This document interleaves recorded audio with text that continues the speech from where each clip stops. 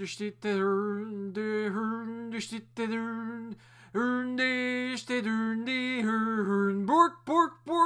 folks, it's Nick, and I've got another cooking vlog for you. It's another cooking with Jan. We're going to be making a shepherd's pie, but not any just shepherd's pie. My recipe of a shepherd's pie. One that doesn't involve gravy, and one that you use with potatoes. Lots of potatoes. But before I go any farther, you will need the following. You will need a pot to do mashed potatoes. You will need a pan for your meat, because you're going to be browning. So it looks like bologna, but it's actually hamburger, a lean hamburger, and I'm going to be keeping in the fat. I'm not going to be draining it. But if you've got medium hamburger, regular hamburger, you will need to drain the fat from the meat before you put it in, because trust me, it makes a mess. You will need either fresh corn, a can of corn, or frozen corn of your choice. I'm only using one can of corn. Actually, I might be using two depending on what I need. I'm going to be using salt, a little bit of curry powder, and a little bit of cumin in the meat mixture. And you will be adding hash. Now, the hash that I create is made out of sweet onion or Valencia onion, 2 yellow onions, and about half of, well, not half, I'd say probably a quarter, a good portion of red cabbage. Throw it together. First you saute your onions, you sweat them with some salt. Sorry, I'm still struggling with my throat. And you then proceed to saute them in olive oil until they start turning translucent. Okay. When they start turning translucent, you add your red cabbage, and as soon as the red cabbage is in, you'll need also, if you don't have any, it sells in any good corner store, but this is probably the best mixture to use. You can use your own sweetener, you can use honey, you can use sugar, you can use anything else, but I like using blue agave syrup. And I liberally doused the top of the mixture with this, and then topped it off with some balsamic vinegar, enough to actually soak the bottom of the pan. And you keep it on rolling boil and keep stirring until the mixture starts cooking and the balsamic vinegar evaporates. That's the key. Once the balsamic is evaporated, watch it, because you're close to burning it or sticking it to the pan. But you come out with something that looks like this. And you'll also need to throw into this, with the onions, if you're daring to do it, a habanero pepper finely chopped with no seeds. And then you just let your hellish desire for heat actually take control of you. I had this yesterday with some quick stir-fried meat, and it was delicious as all sin. Now I'm trying out this recipe with the leftovers that are going to be used as a layer topping on my shepherd's pie. But get yourself cracking. I'm going to clean my potatoes, and I'll put them to boil, and then we'll come back to cook the meat. And we're back. Here are the potatoes currently on the stove. Water is going to be brought to a boil. Here's the skillet currently warming up for the hamburger with olive oil and salt. And I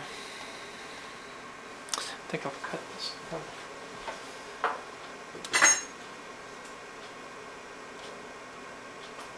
Actually, I'll have to pierce it. I have no choice but to pierce it.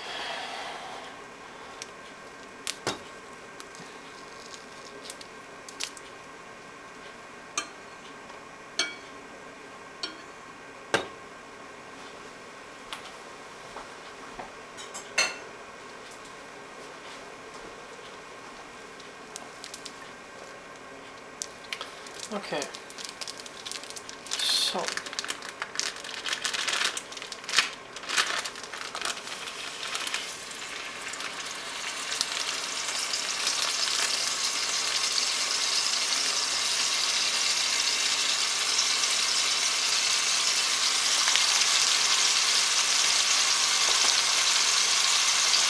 And you'll need to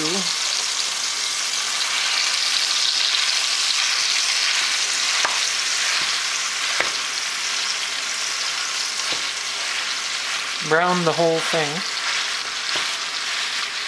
or half brown it, but it has to be less pink than brown.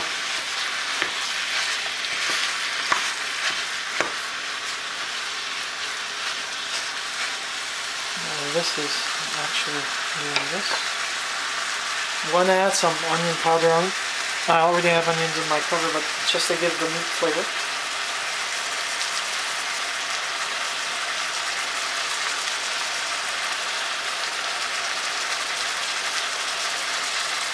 And no, this is not onion salt. And be careful of the salt, eh? Reason why is because my mashed potatoes have salt. This has a little bit of salt. This will have a little bit of salt. So don't put too much salt on the meat. You'll spoil the taste.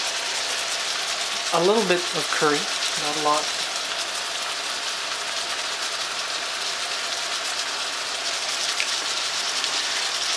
Give it a nice color. And cumin. Now this, a lot of people don't like. This is the main ingredient in chili. When you do a chili con carne, this is what you use. Heady aroma. A little goes a long way. It depends on how much of the flavor you want from your cumin. As we say in French, cumin.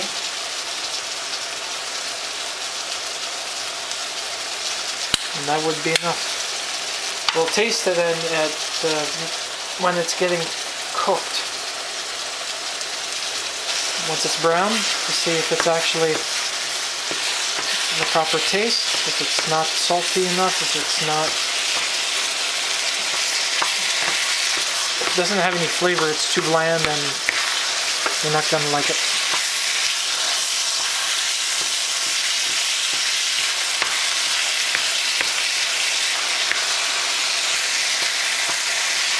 Basically, you go through what you normally do for tacos when you're doing it with hamburger. By that I mean I forget the name of the brand that currently is selling hotcakes with Chicken Thursday. Old El Paso, I think, is the name of the brand. With their taco recipes already pre-packed.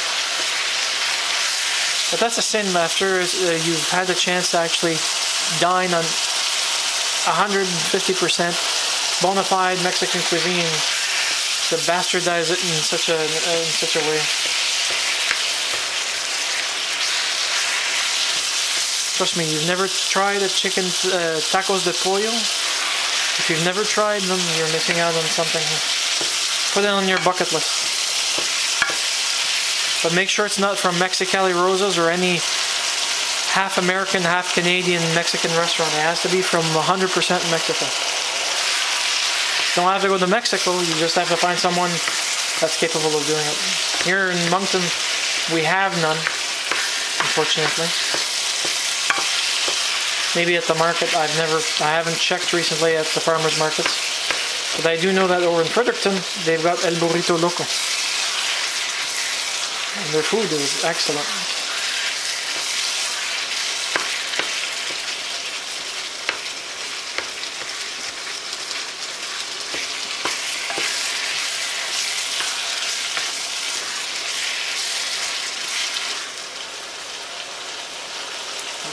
Smelling some good, I can tell you that.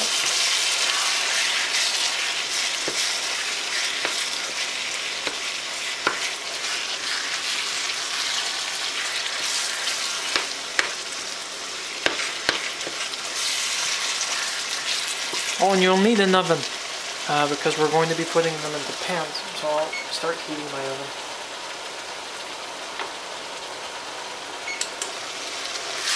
You don't want it too high. It's just to give your potato coating golden brown shade, and also to heat up the hash, because the hash is cold, stone cold.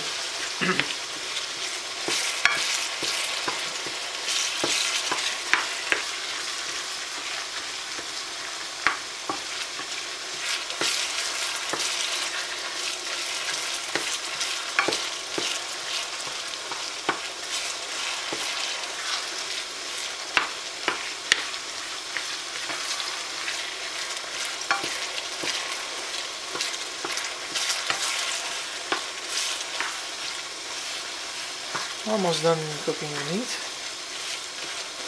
And that's a good thing too. Time's already running out. Now this one, I'm gonna have to drain the fat. I'll have no choice because this is way too much fat. I'll let it simmer a bit.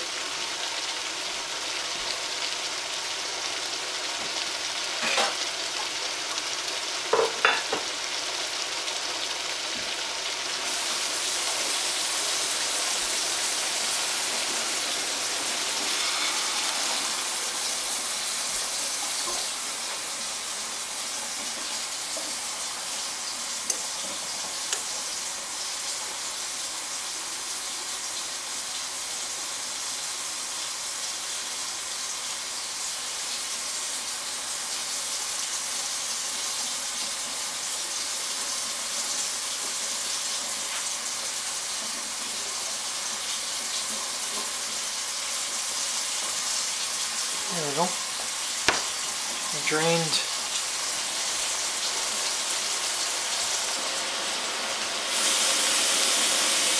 a lot of it.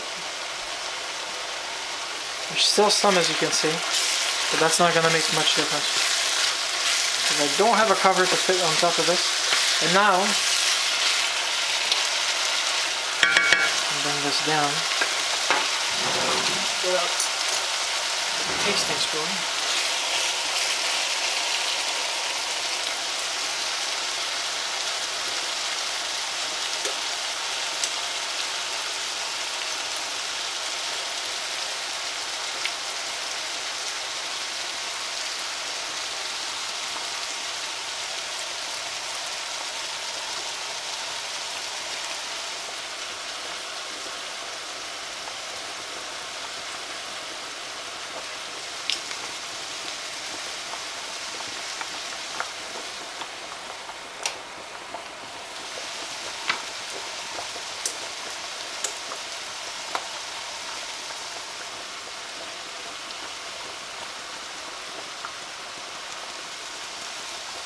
It's under seasoned.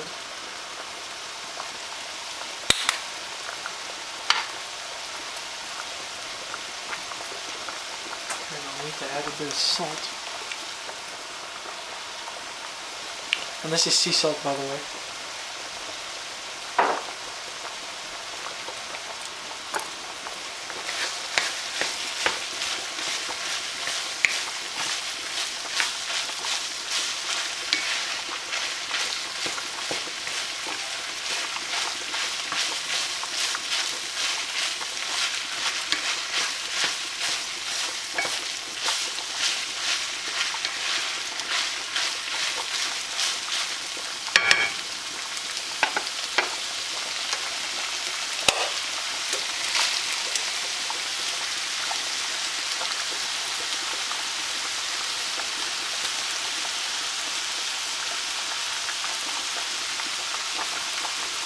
Perfect.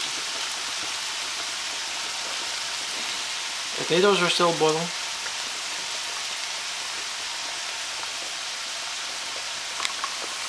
Let's get to making these pans.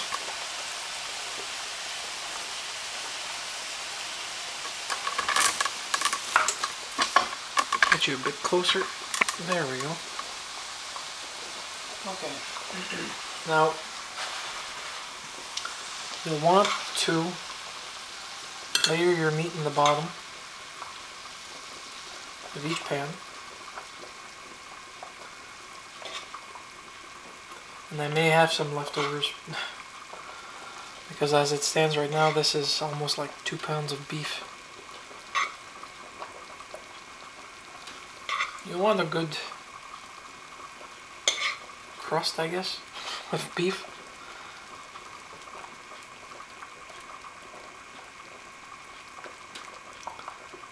Imagine if Epic Mealtime was doing this.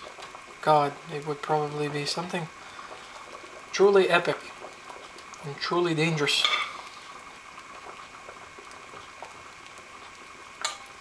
You want to make certain you have no empty spots at all. You want to cover the whole glass bottom.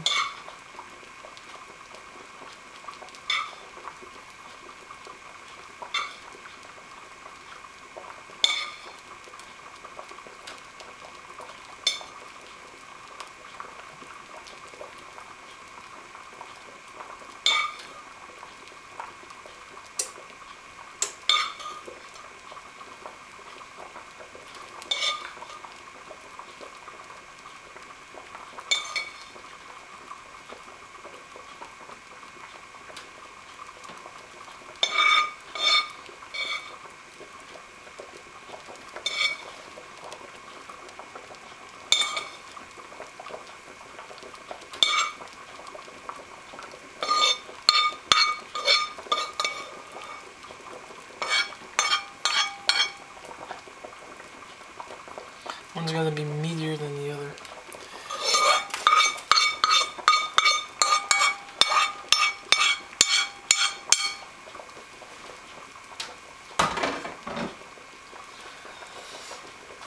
And now the next bit. Now you can decide which way you want your layering to occur. I'm going to be doing it with this first, my hash. And then my corn, which I have to open up.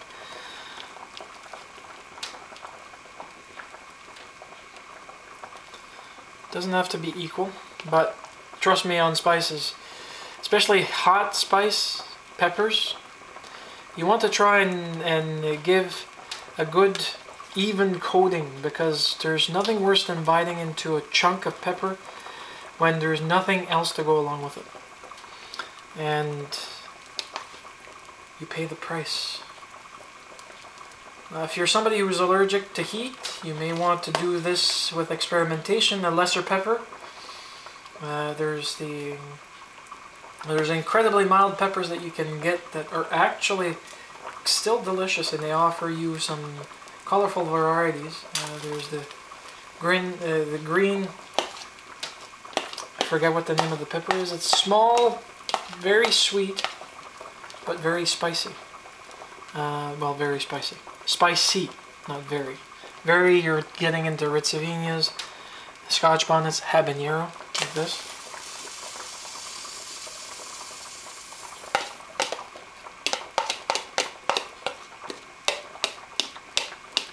Okay. Now once this is layered out, the next step is going to be the corn. And finally the potatoes.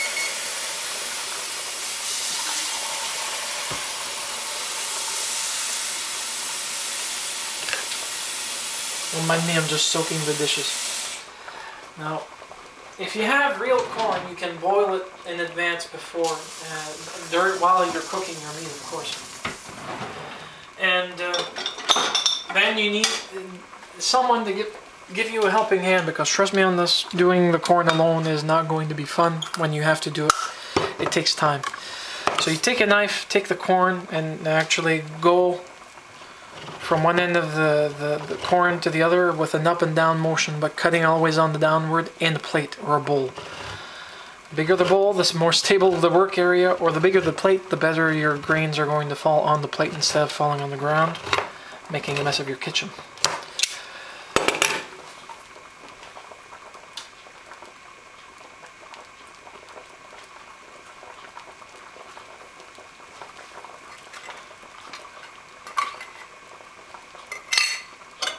I'm not gonna be, whoop, here I am, I'm doing corn from a can and I'm throwing it on the ground. I'm just going to put a small layer of corn on each, because I want to have enough room for my potatoes on each.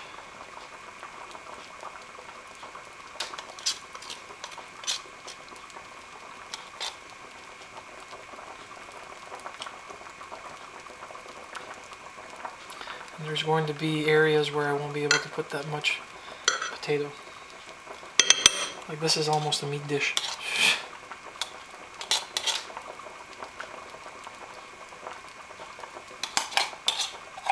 Well, one can sufficed for me. Depending on how much of a casserole you're going to be making for the family, you may be needing more than one.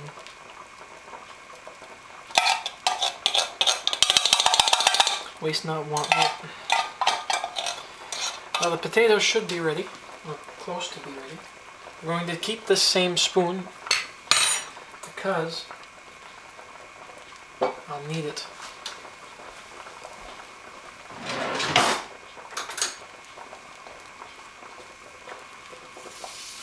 No, these aren't ready, so I'm going to turn you guys off while I wait for them to be ready, and we'll be back to see the topping and then eventually the finishing touches. Okay folks, as you can see, I've already dressed the pate chinois. They're in beautiful layers with a top coat of potatoes, my spicy hash, my corn, and my seasoned beef. Both of these are going to go into the oven for about 10 to 15 minutes just to crisp the outside, and then I'm going to sit down and take a taste.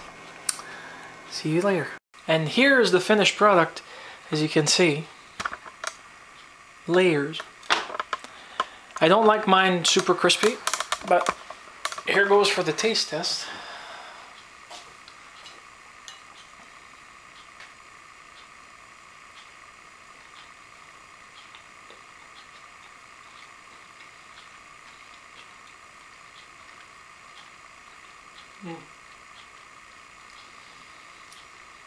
Delish. Just enough flavor to make it worthwhile and just enough heat to kick in. Well, cooking is fun when you have friends and family. You can also do it for yourself. But you have to make the effort and you have to have fun with it. That's the most important key. Invite people over when you're actually having fun. You might then actually be surprised at what you can do. Try your hands. Anyways folks, this is Nick. Have a nice one.